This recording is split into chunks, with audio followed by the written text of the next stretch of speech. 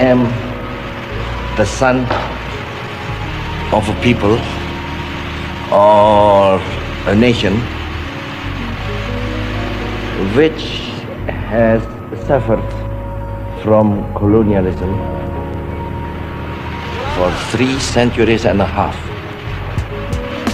It's not a short time, 350 years about. Now, look here. Our experiences were not very agreeable. I said in the United Nations several years ago that imperialism is not yet dead, it is only dying. But it's not yet dead. And I personally, God willing, I shall keep. Geopolitik di Indonesia sudah lama diaplikasikan oleh Presiden pertama Indonesia. Dalam sejarah pemikiran geopolitik Indonesia, Soekarno menempati posisi sentral tidak hanya sebagai pemimpin revolusi politik, tetapi juga konseptor utama arah geografis dan ideologis bangsa. Geopolitik umumnya mempelajari hubungan antara faktor geografis, lokasi, luas, sumber daya alam, dan kebijakan strategi politik suatu negara dalam interaksi internasional. Berfokus pada bagaimana negara memanfaatkan posisi geografisnya untuk mencapai tujuan nasional, mempertahankan kedaulatan, dan mengelola keamanan, serta kesejahteraan. Hubungan antar negara dan strategi nasional yang berpusat pada kondisi geografis, sering disebut sebagai realisme dalam hubungan internasional. Geopolitik mencakup 4 unsur utama. Keadaan geografis, politik dan strategi, hubungan timbal balik antara geografi dan politik, serta kebijakan atau kebijaksanaan negara. Yang bertujuan untuk memahami tantangan dan peluang di lingkungan internasional, serta mengelola ruang, wilayah, untuk kepentingan nasional dan urusan luar negeri suatu negara. Geopolitik Indonesia yang dibangun dan disiasati Soekarno dikenal dengan istilah wawasan Nusantara, yang memandang wilayah Indonesia sebagai satu kesatuan utuh dalam politik, ekonomi, sosial, budaya, dan pertahanan serta keamanan.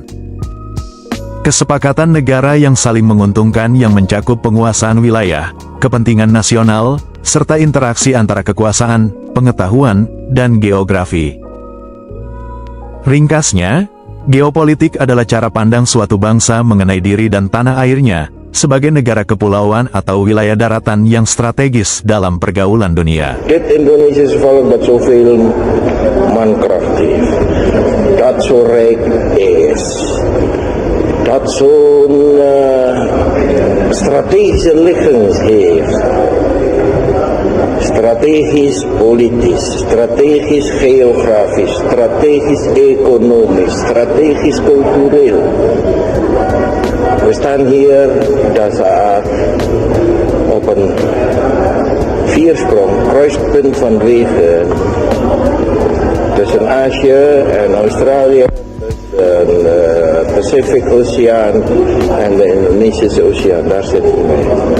En we zijn dankbaar dat dit volk, deze natie, weer vrij is, een eigen staat heeft en een woordje te zeggen heeft in het wereldbestel.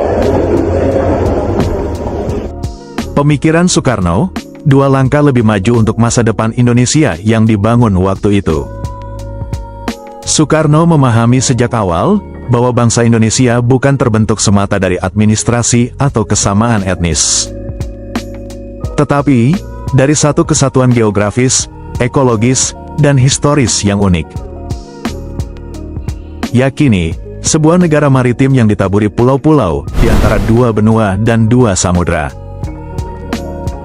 Inilah yang ia sebut takdir geopolitik Indonesia, yang membentuk identitas dan arah kebangsaannya. Pasca kemerdekaan, trauma kolonial itu ternyata masih membekas. Pembangunan nasional cenderung berfokus pada darat, terutama Jawa. Infrastruktur laut dan konektivitas antar pulau terbengkalai. Tak ayal, laut menjadi bagian yang terpinggirkan, tidak hanya secara fisik, tetapi juga secara simbolik dalam narasi kebangsaan. Akibatnya, makna Bhinneka Tunggal Ika mengalami penyempitan.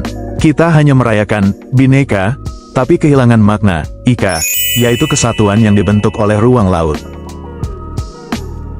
Melihat kenyataan ini, pemikiran Soekarno menjadi kian relevan. Dalam pidatonya pada tanggal 1 Juni tahun 1945, ia menegaskan bahwa Indonesia adalah satu kesatuan geostrategis, yang tidak bisa dipisahkan oleh sekat-sekat etnis atau pulau. Konsep geopolitik Soekarno jauh melampaui zamannya. Ketika teori geopolitik Barat, seperti Heartland Theory dari Halford Mackinder, dan Rimland Theory dari Nicholas Spikman, menekankan dominasi atas daratan atau kawasan pesisir Asia, Soekarno menawarkan paradigma baru, geopolitik maritim Nusantara. Dalam kerangka ini, Indonesia bukan sekadar lokasi strategis, melainkan simpul penting dalam arus logistik, energi, dan komunikasi global. Bukti paling nyata, lebih dari 40% perdagangan laut global melintasi perairan Indonesia, termasuk melalui Selat Malaka, Selat Sunda, dan Selat Lombok. Soekarno sadar, setiap tahun, lebih dari 60.000 kapal melintasi jalur ini, membawa energi, bahan baku dan komoditas dari Timur Tengah menuju Asia Timur dan sebaliknya. Menurut Energy Information Administration, 2023, perkiraan sekitar 65% energi yang dibutuhkan China dan hampir semua ekspor minyak dari Timur Tengah ke Jepang dan Korea Selatan bergantung pada jalur laut Indonesia. Bagi Soekarno, geopolitik bukan hanya soal letak, melainkan juga soal mandat sejarah dan nilai. Ia meyakini bahwa menjaga dan membangun Indonesia harus dimulai dari laut. Prinsip negara harus hadir dari Sabang sampai Merauke. Bukan slogan, melainkan strategi nyata untuk menjamin keutuhan wilayah, memperkuat konektivitas, dan menanamkan rasa persatuan secara fisik dan psikologis. Ia sudah memikirkan untuk membangun konektivitas maritim. Sayangnya, setelah era Soekarno, arah geopolitik nasional melenceng dari pijakan itu. Maritim tak lagi jadi kerangka utama pembangunan. Hasilnya, integrasi wilayah jadi rapuh, dan ketimpangan makin mencolok.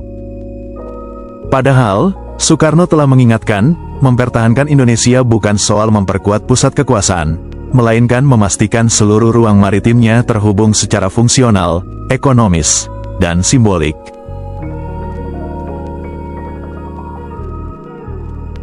Kini di era kepemimpinan Prabowo Gibran, saat ini Indonesia kembali menghadapi tantangan geopolitik dan geoekonomi global. Pemikiran Soekarno tentang geopolitik Nusantara justru tampak semakin relevan. Ia menyatukan visi historis, kearifan lokal, dan kalkulasi strategis dalam satu konsep yang utuh. Saat ini relevansi dalam dunia terpecah. Kita tak bisa mengabaikan fakta bahwa dunia sedang berada di persimpangan besar. Perang Rusia dan Ukraina masih berlangsung, konflik di Gaza terus memakan korban sipil dan ketegangan India dan Pakistan tak kunjung reda. Sementara Amerika dan China makin bersaing ketat, tidak hanya di bidang teknologi dan ekonomi, tetapi juga soal kepemimpinan global dan nilai-nilai politik. Dalam situasi seperti ini, Indonesia tak bisa hanya diam. Letak geografis kita yang strategis, diapit 2 samudra dan 2 benua, menjadikan Indonesia jalur vital bagi perdagangan dan distribusi energi dunia. Namun, keunggulan ini bisa jadi bencana jika tak disertai arah politik luar negeri yang kuat. Indonesia bisa saja hanya jadi tempat perebutan pengaruh, kalau tak mengambil peran aktif sebagai penengah dan jembatan antar bangsa. Untuk situasi geopolitik seperti ini, Bung Karno sudah sejak awal mengajarkan bahwa Indonesia harus bebas dan aktif. Bebas, artinya tak tunduk pada blok kekuatan besar manapun. Aktif, artinya tak netral pasif, tetapi hadir untuk menawarkan nilai dan solusi damai. Bung Karno menyebutnya sebagai sikap kekeluargaan antar bangsa. Untuk itu, kita perlu pemimpin yang percaya diri, punya visi besar, dan memahami peta kekuatan global dengan tajam. Dan sekarang, di era kepemimpinan Prabowo Gibran, dalam konteks ini, visi strategis Prabowo patut dibaca sebagai kelanjutan dari semangat geopolitik Soekarno. Dalam Astasita, Prabowo Gibran menempatkan posisi Indonesia sebagai negara yang mandiri dalam ketahanan energi, pangan, air, dan pertahanan nasional. Semua ini adalah prasyarat penting agar Indonesia bisa berdiri tegak dan tidak mudah ditekan dalam konstelasi global yang penuh ketidakpastian. Suatu bentuk geopolitik alternatif yang tak sekadar defensif, tetapi proaktif. Dan menjadikan Indonesia tidak hanya negara yang berdaulat atas dirinya sendiri, tetapi juga punya peran penting dalam menjaga stabilitas kawasan dan dunia. Hanya saja, kita belum melihat imajinasi maritim yang seharusnya menjadi inti dari visi tersebut. Meskipun Astasita menyebutkan program Ekonomi Biru dalam 15 poin yang cukup rinci, narasi tentang laut dan kemaritiman belum jadi kerangka utama dalam melihat jati diri geopolitik Indonesia. Visi kemaritiman lebih banyak tampil sebagai program sektoral, bukan sebagai fondasi strategis. Di tengah dinamika Indo-Pasifik yang terus memanas dan makin berisiko, ketiadaan paradigma maritim sebagai pijakan utama visi nasional adalah kelengahan serius. Kita butuh lebih dari sekadar program, kita butuh satu arah berpikir geopolitik yang menempatkan laut sebagai ruang hidup, ruang strategi, dan ruang diplomasi utama bangsa Indonesia. Di bidang maritim, mereka akan dukung rencana kita untuk membangun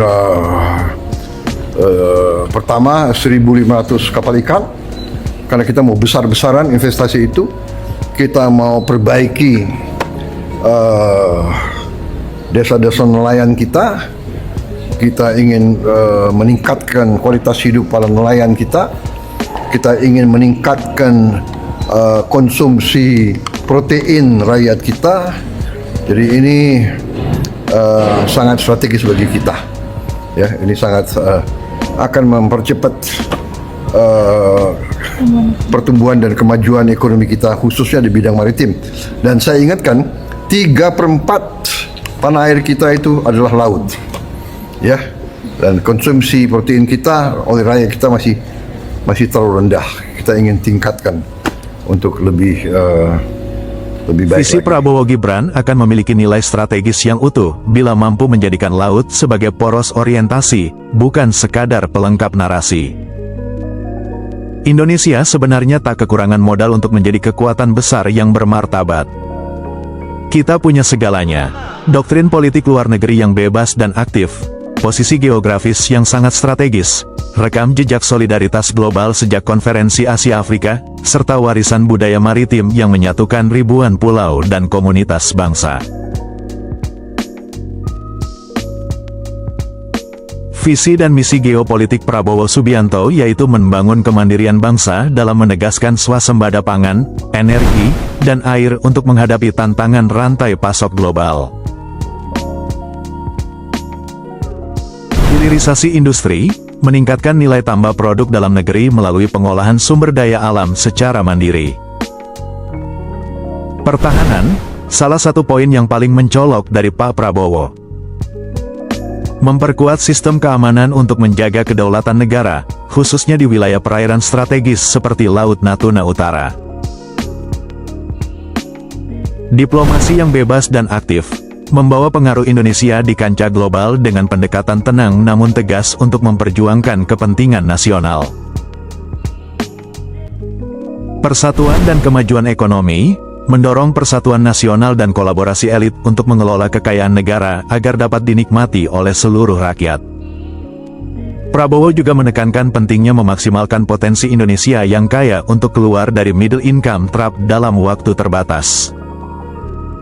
Prabowo Subianto menegaskan bahwa persatuan dan kerjasama seluruh elemen bangsa merupakan prasyarat mutlak agar kekayaan dan potensi besar Indonesia dapat dikelola dan dinikmati secara merata oleh seluruh rakyat. Di poin yang ini Prabowo harus menghilangkan kemiskinan dari bumi Indonesia. Kita harus menghilangkan kelaparan dari bumi Indonesia, ujar Presiden Prabowo Subianto.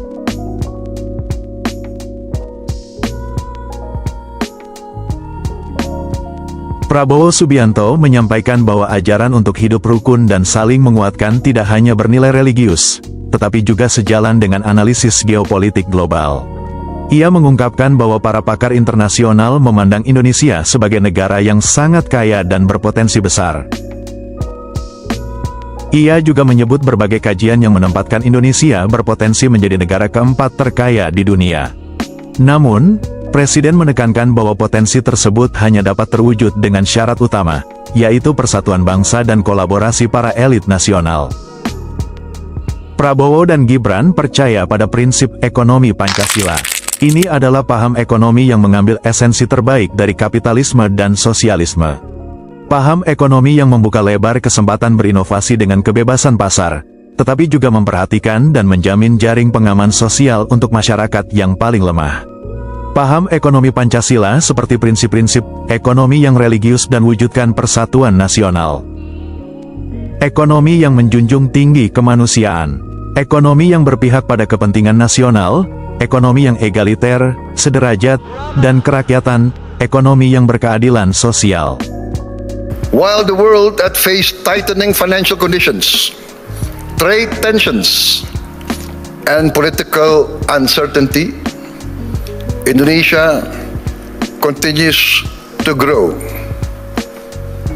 Indonesia's economy grew by more than 5% every year over the last decade. And I'm confident that this year our growth will be higher. International institutions, they recognize that Indonesia's economy is resilient. In addition to requiring peace and stability, growth requires statecraft and capital. With $1 trillion in assets under management. With Danantara, I can stand here in front of you as an equal partner.